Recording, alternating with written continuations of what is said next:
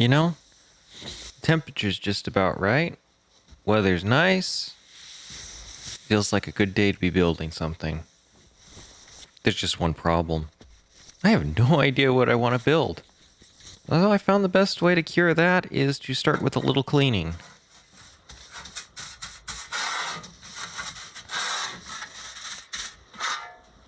Especially when you find out some savage has been in your chisel drawer recently.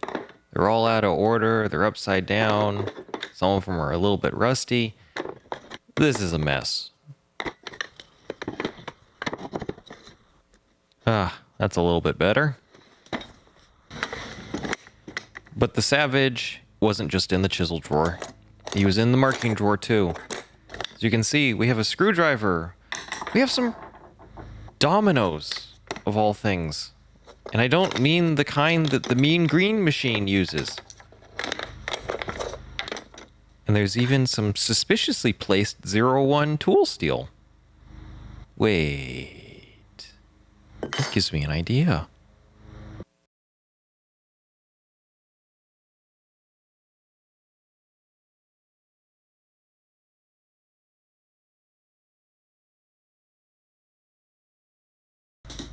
So, I was just sitting there at the table, drinking my morning coffee, doom scrolling on YouTube, when I came across something for a Damascus steel marking knife.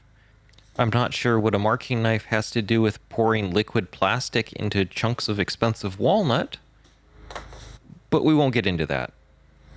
I'm more interested in making the marking knife myself.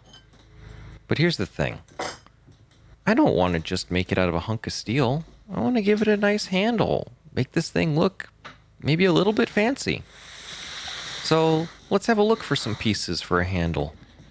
I keep some of my more special offcuts in this bin here. You usually have to go through it because it tends to overflow before I get to use them all. This is a shame, but can't store everything. This chunk of walnut's kind of speaking to me. And so is this chunk of flame-roasted maple. Doesn't that sound like something you would find on a menu? Flame-roasted, pan-seared, whatever? Uh-oh. That chunk of rosewood? That's coming with me.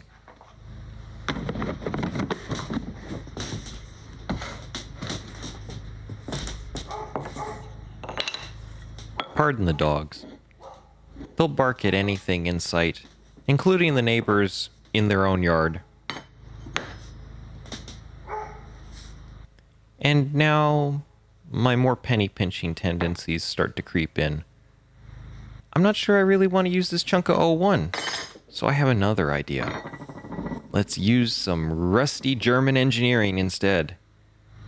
I do believe this chunk of spring was originally labeled, Bring My Wallet. Now it's more like Bring My Tetanus Shot. With tools, you always have to ask, do I really need that? And the answer is yes. Of course I need another marking knife. No, I still need another marking knife. Okay, fine. You win. I don't need it. I'm gonna do it anyways.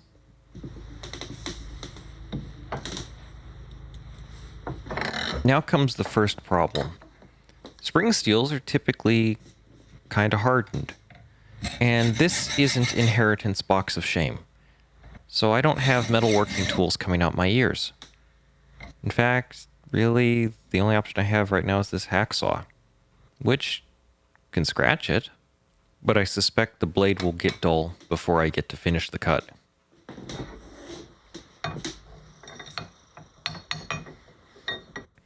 There is one other tool in my arsenal, though, that may just work for this job. This is kind of not my favorite to use, but desperate times call for safety glasses, not safety squints.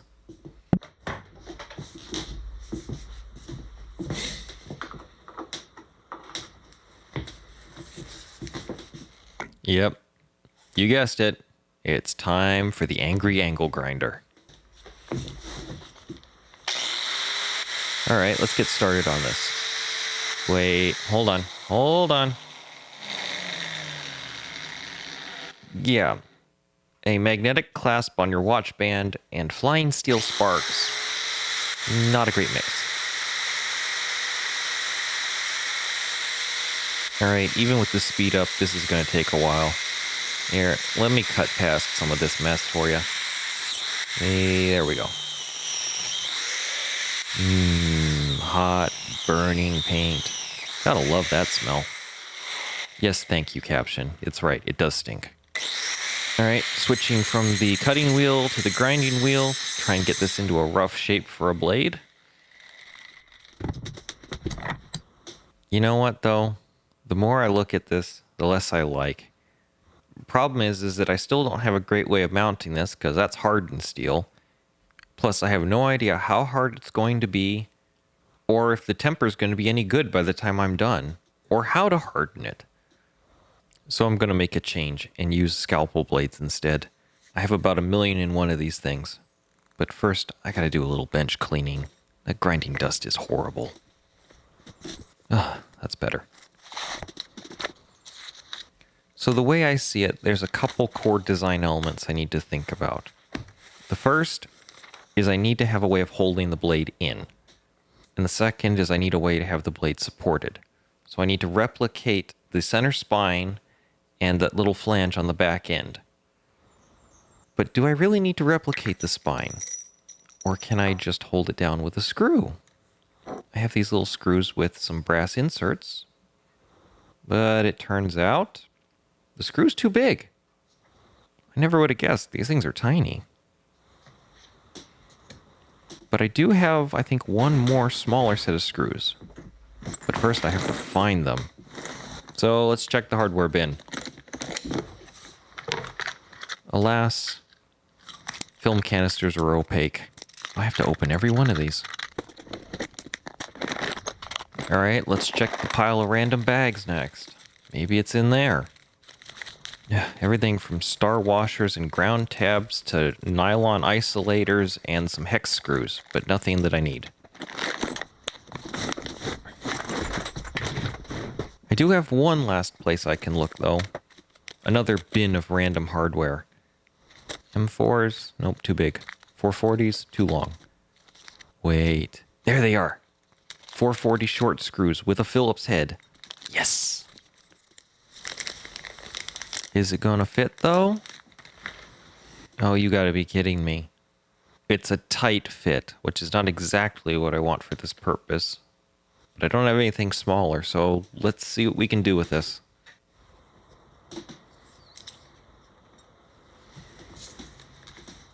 So we've got the theoretical hardware. Now we need a handle design. So I'm going to start by putting a small ledge across the top to support the blade, and then a mark out point for the screw to hold down, and a little ledge across the back to support the blade being pushed in, basically replicating most of the functions of the scalpel holder. But what am I going to do for the handle shape? Actually, I like how this knife feels, so let's just copy that blade shape. No sense in trying to do this freehand. But that piece of maple, it's way too chunky. The thing would be like holding onto a brick. So let's split this in half.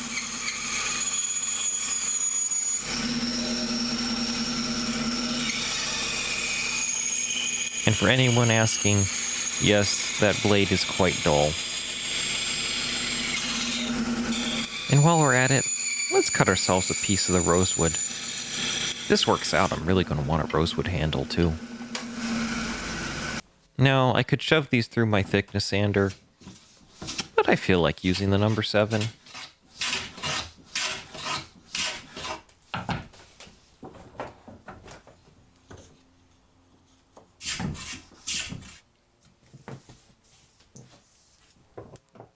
I've really got to do something about this vise. But check this out. See, running the hand plane over this chunk of rosewood, it feels like the wood is already pre-waxed. This thing is absolutely slippery. I love how it feels. I want to do this more often. Looks like I need to do this more often. That's one crooked plane job. Alright, let's use the scalpel holder to create the basic layout for the handle. so I know where the important bits need to lie.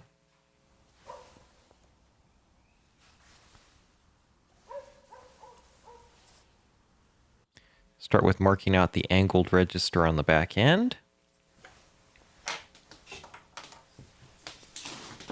Cut it out with a handsaw. Doesn't have to be perfect because I'll align everything else to this cut mark afterwards. And this saw has seen better days. It's got a few bent teeth or something. I don't know what happened. Use the scalpel blade to cut a shelf for the scalpel blade. Isn't that ironic? Carve out the waste with a chisel, creating a little flat spot for the blade to sit in. And realize that the whole back end chipped out. This roasted maple is really chippy. So we're going to use another chisel to cut the ledge a little bit deeper into the wood. And try again.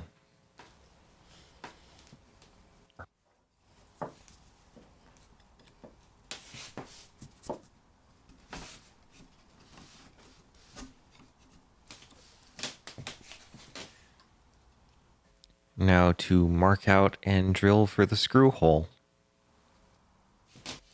Drill out the hole with a 1/16 drill bit. And then tap the hole with a 440 tap. Use a 440 tap to thread the wood. And test fit the screw. And it goes in there nicely. So it turns out that hole wasn't in the right spot. And on further inspection, the blade bends more than I would like. So we're just going to chalk this one up as a prototype and find out what the rest of the process looks like. See if there's any more hidden landmines I have to worry about. We're just going to cut out the outline real quick. Yeah, the crazy man left the blade in. Oh, never mind. That's better.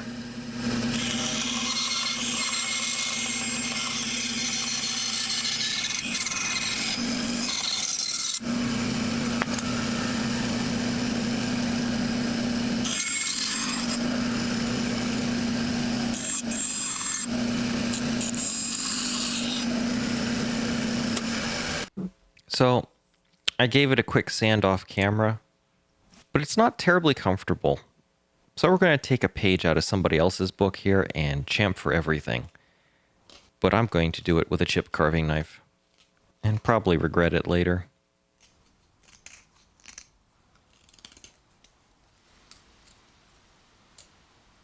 Yep, regret doesn't take long to show up, especially when you're about to knock a big chunk out of your blade.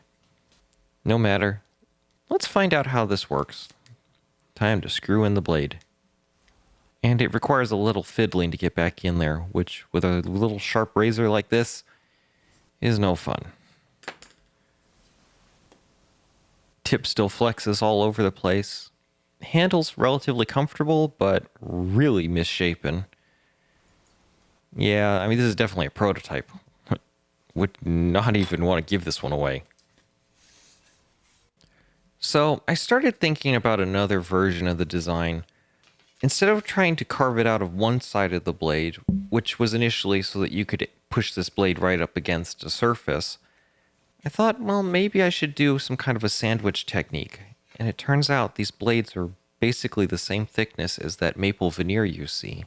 So I might be able to do basically a clamp method.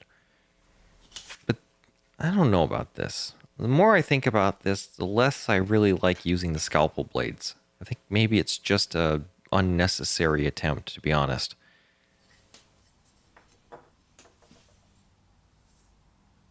So looking at this, there's one more error I hadn't really caught in the design. The problem is scalpel blades are typically dual ground, so they don't flush up next to a piece of material. And to top it all off, between the screws sticking out one side and the chunk of wood sticking out the other side, you can't get really deep up against a piece of wood. So you couldn't use this to mark, say, the dovetail pins on the dovetail tails.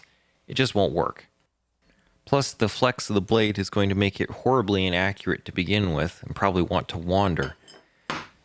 So, I found out the hard way why you don't typically find marking knives with scalpel blades in them. It's just not the right mix. Looks like I should have gone with the O1 to begin with. So, even though I found one more knife amongst my collection, I can't possibly let this end on a failure. And I'm already getting ideas for how I'm going to fix this problem. But that's going to have to wait until part 2. So until then, thanks for watching, and I hope to see you again next time.